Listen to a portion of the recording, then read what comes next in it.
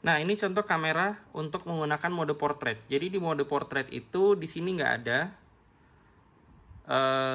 pilihan untuk switch kamera yang belakang. Jadi hanya timer, kemudian flash, sama diafragmanya atau focal length. Jadi di focal length-nya ini kita bisa atur sampai 1,4.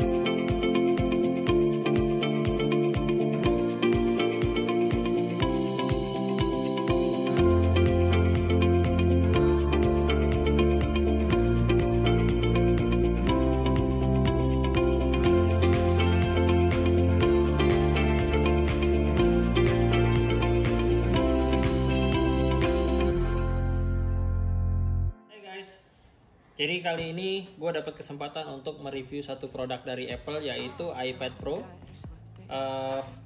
second gen atau iPad Pro 2020 untuk ukuran yang 11 inch. Penasaran dalamnya seperti apa? Let's check it out. Oke, jadi sekarang kita akan coba unboxing unitnya. Jadi ini masih segel, cuman ini bukan segel yang green peel. Jadi karena saya beli di Indo, segelnya bukan green peel. Oke, kita unboxing ya sekarang. Jadi ini segelnya kita buka.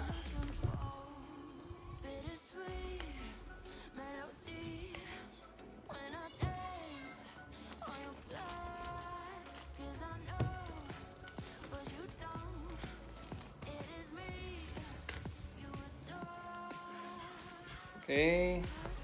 Jadi kalau di sini bisa dilihat iPad Pro 11 inch second generation, artinya ini yang rilis di tahun 2020 untuk kapasitas 128 GB. Oke, jadi isinya itu ada unitnya. Ini saya beli yang warna grey, jadi sini nggak ada detail warnanya, tapi ini yang warna grey, bukan yang silver. Jadi hanya ada dua warna. Untuk iPad Pro 2020 hanya ada warna silver sama grey. Unitnya kemudian standar package dari Apple, buku manual, ada stiker-stiker gitu di dalamnya. Ada pin juga harusnya. Oh sorry, nggak ada pin karena saya beli yang seri WiFi, jadi tanpa seluler. Kemudian ada kepala chargernya dan Type C. Ya benar. Jadi di iPad itu sama seperti MacBook ya, kalau nggak salah. Jadi ini keduanya adalah Type C, bukan Lightning lagi. Package-nya itu aja. Jadi yang penasaran isi dari iPad Pro seperti apa, nanti kita lanjut di testing berikutnya.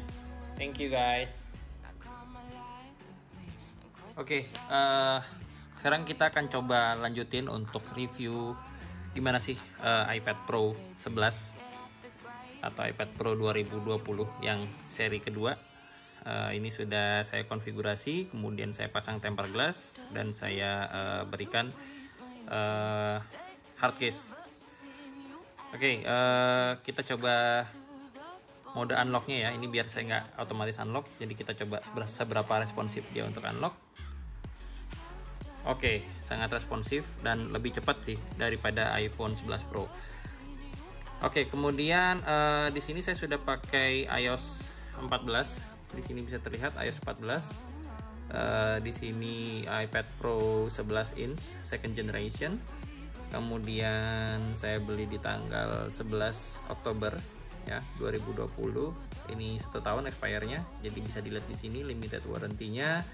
Ada hardware, ada technical support tercover. Jadi kalau hardware itu kalau nggak salah itu 1 tahun, kemudian untuk telepon ke technical supportnya Apple itu kurang lebih 3 bulan dari tanggal pembelian kalau nggak salah ya. Ini bisa dicek di situsnya coverage plan-nya si Apple. Kemudian di sini juga tertera kapasitinya 128 GB. Saya beli yang versi yang 128 GB.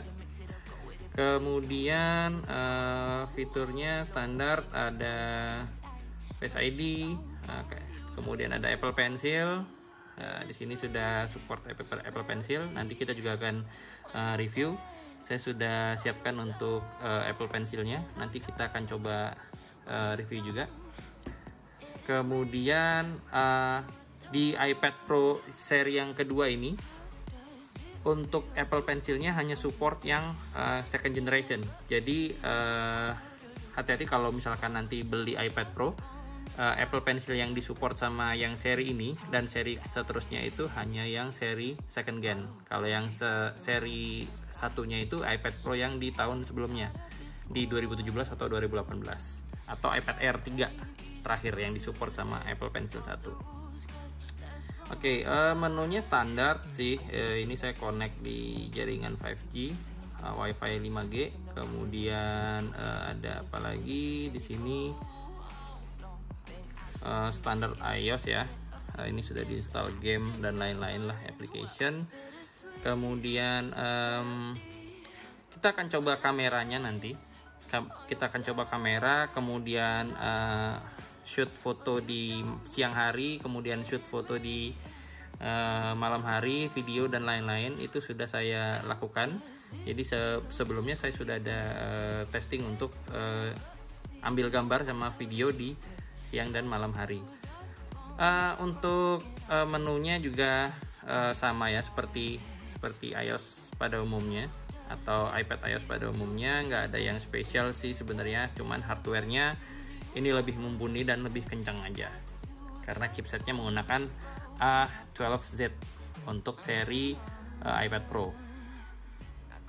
Itu sih.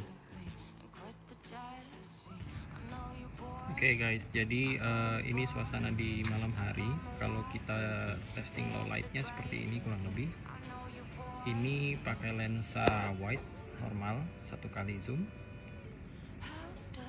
Seperti ini hasilnya. Sepertinya kurang bagus ya kalau di low light.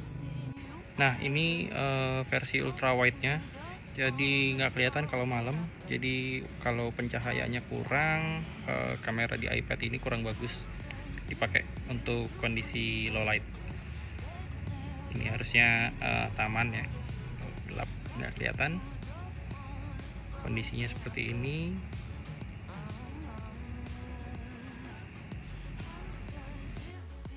Untuk gambar yang ini saya coba capture pada malam hari menggunakan lensa wide. Kalau nggak salah sekarang pukul 9 waktu Indonesia Barat. Jadi yang ini adalah hasil gambar yang saya ambil menggunakan lensa wide pada malam hari. Kalau yang ini itu hasil gambar saat menggunakan lensa ultra wide pada malam hari. Oke, jadi saya cobanya adalah benar-benar cahayanya minim sekali, dan kalau saya bilang ini terlalu banyak noise-nya banyak, dan kemudian gambarnya juga nggak ada night mode-nya sih untuk iPad Pro. Jadi berbeda dengan iPhone, di iPad Pro itu nggak ada night mode. Jadi night mode-nya itu hanya ada dan tersedia pada iOS atau iPhone.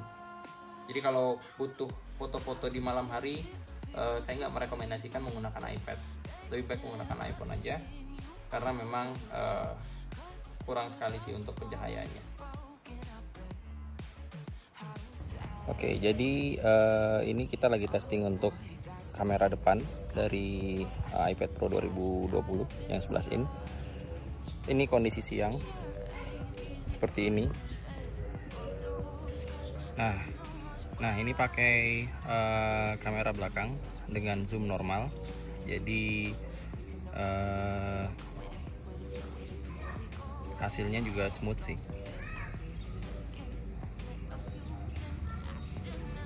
Hasilnya smooth. Kemudian kita coba untuk pakai kamera yang pakai lensa yang tele. Pakai lensa yang wide. Nah, ini hasil dari lensa yang wide. Oke, lumayan jernih sih. Oke, ini hasil testing untuk di siang hari. Sekarang pukul 10. Oke, untuk gambar, ini salah satu contoh gambar yang saya ambil di pagi hari ya, pukul 10. Ini menggunakan mode normal atau wide. Kemudian yang berikut ini menggunakan mode ultra wide. Jadi ini lebih jauh ya jaraknya. Dan gambarnya lumayan jernih untuk lensa seukuran dan sekelasnya iPad. Nah, untuk berikutnya ini adalah foto menggunakan mode square di iPad Pro. Gambarnya juga bagus, tajam. Kemudian ada mode panorama. Berikut adalah contoh gambar yang saya ambil menggunakan mode panorama. Jadi totalnya kalau nggak salah ini 63 megapiksel. Ini sekitar 63 megapiksel. Ini mode panorama yang saya ambil. Nah, kemudian uniknya di iPad Pro ini, untuk kamera portrait itu ternyata nggak bisa digunakan untuk kamera yang belakang. Jadi mode portrait itu hanya bisa dipakai untuk kamera selfie di depan. Nah, contohnya seperti ini. Nah, ini contoh kamera untuk menggunakan mode portrait. Jadi di mode portrait itu di sini nggak ada pilihan untuk switch kamera yang belakang. Jadi hanya timer, kemudian flash, sama diafragmanya atau focal length. Jadi di focal length-nya ini kita bisa atur sampai 1,4. Nah, seperti ini. Jadi otomatis di belakang saya ini ngeblur semua. Atau misalkan butuh fokus yang lebih bagus, itu bisa diganti ke focal length-nya ke 16. Jadi semua objek di belakang saya itu sudah kelihatan jelas. Itu. Nah, sayangnya yang saya bilang tadi, si mode portrait ini nggak ada untuk kamera belakang. Jadi di sini pilihannya nggak ada. Kalau kita coba ke mode foto, ini ada nih. Jadi di bagian di sini itu ada switch kamera belakang nih. Kalau kita coba, sebentar, saya buka dulu tutupnya.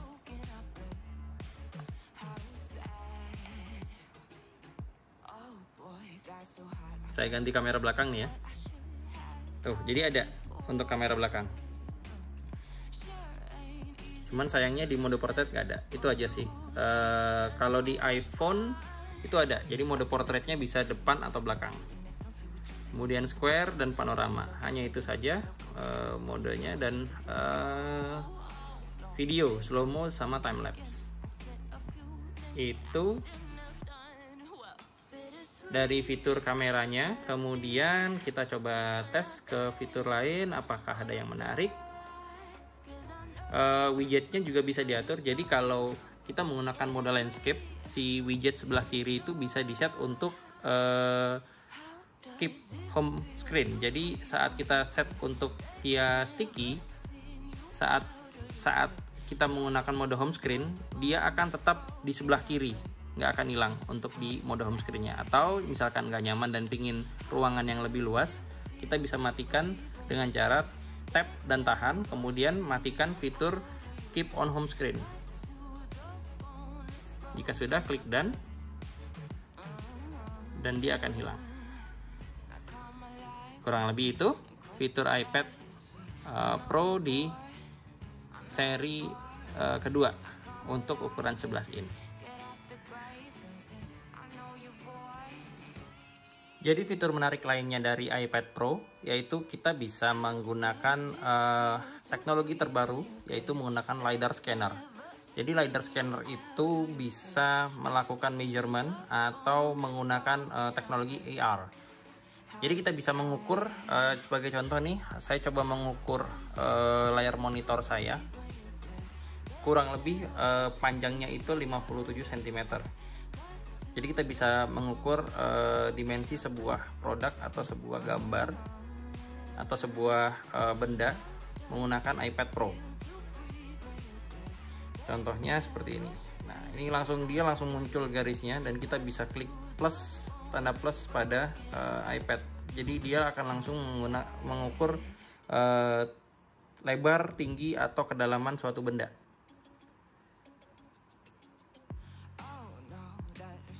Contohnya seperti ini. Jadi akan langsung muncul square-nya. Jadi kalau kita klik add rectangle, dia akan otomatis mengukur ukuran panjang kali lebarnya dari sebuah benda yang sudah di measure oleh si iPad Pro.